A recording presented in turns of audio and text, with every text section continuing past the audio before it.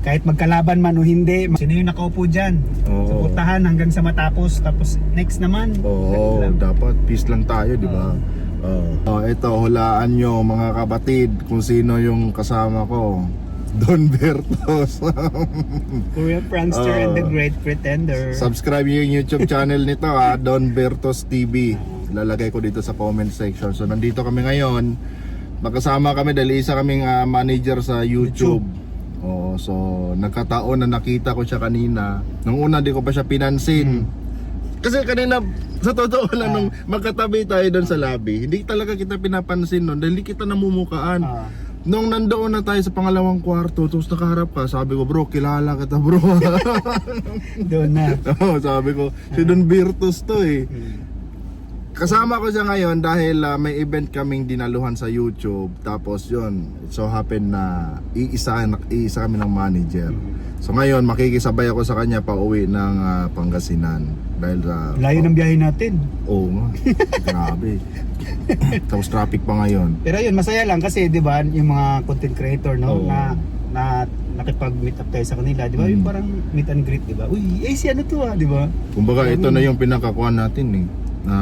Parang anong tawag doon? Pwede natin ipagmayabang, 'di ba? Yung iba sa mga company nila, meron silang tinatawag na kuan na mga event nila na gatherings nila na tawag mo Christmas ito party. Naman, gathering ng mga content creator.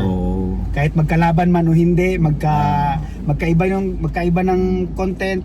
Tulad sa akin is entertainment, so politics, mga gadgets.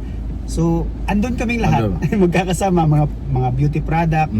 So yun, masaya lang, di ba? And hopefully na mas ma-develop pa to at magkaroon ng mga Christmas party, mga ganun, di ba? Maganda. Pumunta talaga ako dyan. Oo, mga team building. Masaya yun. Grabe. So ikaw kahit Pangasinan, talagang tatakbuhin mo pa rito? Oo.